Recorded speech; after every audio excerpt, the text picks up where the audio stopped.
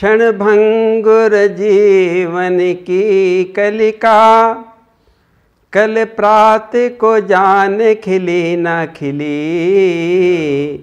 मलयाचल की शुच शीतल मंद, सुगंध समीर मिली न मिली। कलिकाल कुठार लिए फिरता, नत मन में चोट मिली न झिली।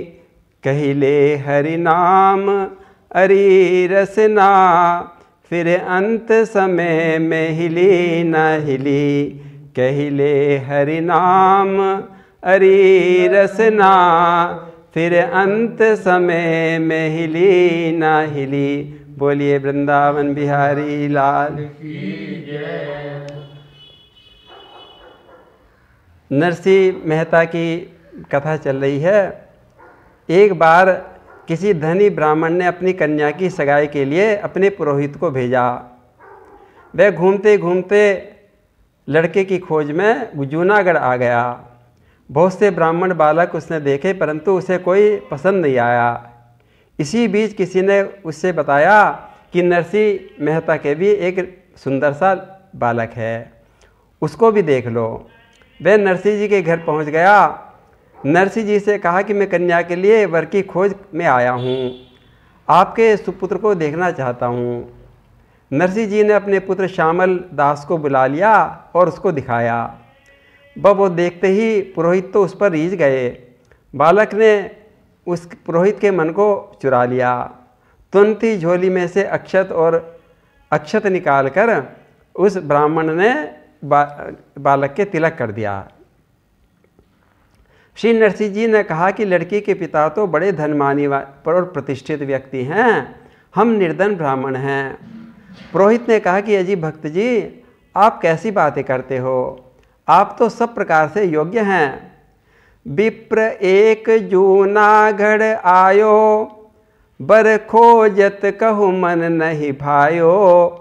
भक्त सुत सांवल दास निहार, रीझ के भयो विप्र बलिहार। नरसिंह जी के लड़के को देखते ही वो जो ब्राह्मण थे, पुरोहित ब्राह्मण थे, वे तो रीझ गए और उन्होंने श्रीफल और स्वर्ण मुद्रा देकर संबंध सगाई पक्की कर दी और अपने घर लौट गए। नरसिंह जी ने भगवत इच्छा जानकर हामी भर दी और जो नरसिंह जी की पत्नी थी, उन्हें तो बड़ा अपार हर्ष हुआ। मैं तो सोचती थी कि हमारे निर्धन बेटे से कौन अपनी कन्या ब्यावेगा। अब पुरोहित तिलक करके अपने घर लौटे और लड़की के अपने यजमान के पिता के पास पहुंच गए कि मैं तो सगाई पक्की करके आ गया, सारी बात बताई। अब लड़की के जो पिता थे वो तो बड़े अमीर आदमी थे। उन्होंने सुनते ही अपना माथा ठोक लिया, कहा अरे वह तो नरसिंह तो तालकूटा निर्धन ब्राह्मण है, तुमने मेरी पुत्री को कहाँ कुएं में डुबो दिया।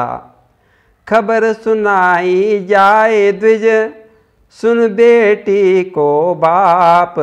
नरसिंह निर्धन जान के, हृदय बहुत संताप। अभी लौट के जाओ, जूनागढ़ जाओ और तिलक को लौटाओ। मुझे उस निर्धन के लड़के से अपनी बेटी का ब्याह नहीं करना। अब पुरोहित तो बड़ा दुखी हो गया, बोला हे यजमान, मैंने खूब सोच विचार कर सगाई पक्की की है। श्री नरसिंह जी तो बड़े कुलीन और धार्मिक व्यक्ति हैं, आप मुझे अपराधी समझते हो तो पहले ऐसा करो, मेरे दाहिने हाथ का अंगूठा काट दो जिससे मैंने तिलक किया था, तब सगाई वापस करना। जरा सोचो तो मैं कैसे जाकर सगाई को लौटाऊं। लड़की के पिता दुख से भरकर कहने लगे, हम समझ गए कि हमारे बेटी के भाग्य में ऐसे ही भाग्य बधा हुआ था। जब यजमान ने इस प्रकार बात कही तो वो बड़े दुखी हुए। अब कोई बात नहीं, जो हो गया तो हो गया। अब तो बेटी को सुखी करने का बस एक ही उपाय है, जब बारात लेकर वो निर्धन ब्राह्मण आवेगा अपने बेटे के शादी करने के लिए, तो हम उसे खूब सारा दहेज देवेंगे जिससे वो भी अमीर हो जावे। और इसके बाद कुछ दिन बाद लगन की पत्रिका भेजने का समय आ गया और वही पुरोहित लगन पत्रिका लेकर नरसिंह जी के पास पहुंच गया। लिखी पत्रिका लगन की दीनी तुरत पठाए, सहित समाज पधारी के करहु कृतार्थ आए। हे नरसिंह मेहता, आप समय पर पधार कर हमें कृतार्थ करें। अब लगन पत्रिका जब आ गई नरसिंह जी के पास तो भगवान के चरणों में नरसिंह जी ने उस पत्रिका को रख दिया और बिल्कुल निश्चिंत हो गए और ताल बजा बजा कर करताल बजा बजा कर कीर्तन करने लगे। उधर लड़की के पिता मदन राय के सगे संबंधी कहने लगे, लड़की के पिता का नाम मदन राय था, उसके और जो सगे संबंधी थे वे भी बहुत अमीर थे। मैं कहने लगे, इतने धनी होकर भी आपने अपनी लड़की को एक भिखारी के साथ भेज रहे हो, आपकी तो बुद्धि खराब हो गई। किंतु क्या करें, लड़की के पिता, अब विवाह का समय आने वाला था, केवल 4 दिन ही शेष रह गए। नरसिंह जी को तो कोई चिंता नहीं है, मैं तो अपने श्याम सुंदर को के ऊपर लगन पत्रिका उनके चरणों में डालकर मैं तो निश्चिंत हो गए और कीर्तन में मस्त हो गए। जय जय राधा रमण गिरधारी, गिरधारी श्याम बनवारी। जय जय राधा रमण गिरधारी, गिरधारी श्याम बनवारी। गिरधारी श्याम बनवारी, गिरधारी श्याम बनवारी। अब गिरधारी के पास नरसिंह जी की टेर पहुंच गई। द्वारकापुरी में भगवान रुक्मणी जी के साथ बैठे चौरस खेल रहे थे। बीच में ही भगवान उठकर खड़े हो गए। रुक्मणी जी ने पूछा कि प्रभु आप कहाँ जा रहे हैं? तो कहने लगे, नरसिंह जी के पुत्र का विवाह है, विवाह का समय आ गया और मैं तो हमारे नाम के संकीर्तन में मगन हैं।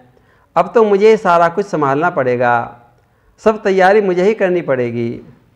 तो रुक्मणी जी मुस्कुराने लगी, कहने लगी, प्रभु ब्याह शादी में क्या आप औरतों की भी तो जरूरत पड़ती है, क्या आप अकेले ही विवाह कर लोगे का? तो भगवान कहने लगे, हाँ बात तो आप सही कह रही, तो आप भी हमारे साथ चलो। तो रुक्मणी जी भी भगवान के साथ जाने के लिए तैयार हो गई और बहुत सारी भगवान की रानियां भी सब चल पड़ी और बहुत से सेवक भी भगवान ने अपने साथ ले लिए। बहुत सुंदर तैयार कराया गया। सोचे उत शाम जो समय निकट आयो, नरसिंह निश्चिंत लगे कीर्तन और ध्यान में। रुक्मणी जी को संग लेके आए प्रभु द्वारकेश, परिकर समेत लगी ब्याह के विधान में। अब तो भगवान रुक्मणी जी और भगवान का रथ नरसिंह जी के द्वार पर आके रुक गया। सारे शहर में, जूनागढ़ में हल्ला मच गया कि भगवान सामल सेठ जो नरसिंह जी के मित्र हैं ना, सामल सेठ जी में आ गए। नरसिंह और श्री कृष्ण जोड़कर गले मिले। सामल सेठ के आते ही नरसिंह जी के घर द्वार चमक उठा, बाजे बजने लगे। रुक्मणी जी भीतर घर में गई, विवाह का चहल पहल शुरू हो गई। ये तो लक्ष्मी स्वरूपणी रुक्मणी जी जब किसी के घर में जाएंगी तो वहाँ पर तो चहल पहल मच गई। विविध प्रकार के व्यंजन बनने लगे, महिलाएं मंगलगान करने लगी, ढोल नगाड़े बजने लगे। रुक्मणी जी ने स्वयं अपने कर कमलों से दूल्हे को सजाया। उसके भाग्य की क्या कहने। नरसिंह जी के बेटे के तो बस आनंद आ गया। रुक्मणी जी अपने कर कमलों से उसका श्रृंगार कर रही हैं। सजी हुई घोड़ी पर बिठाकर उसको घुड़चढ़त कराया गया, सारे नगर में उसका भ्रमण कराया। असंख्य बाजे गाजे बज रहे थे। इसके बाद जोनार हुई तो असंख्य लोगों ने आकर भोजन किया। उन निर्धन ब्राह्मण के यहाँ हजारों आदमी भोजन कर रहे, जहाँ भगवान श्याम सुंदर और रुक्मणी जी के भंडारे चल रहे हैं, वहाँ कोई कमी थोड़ी होगी। सारा शहर असंख्य लोग आकर भोजन करने लगे। अब बारात चलने का समय आ गया।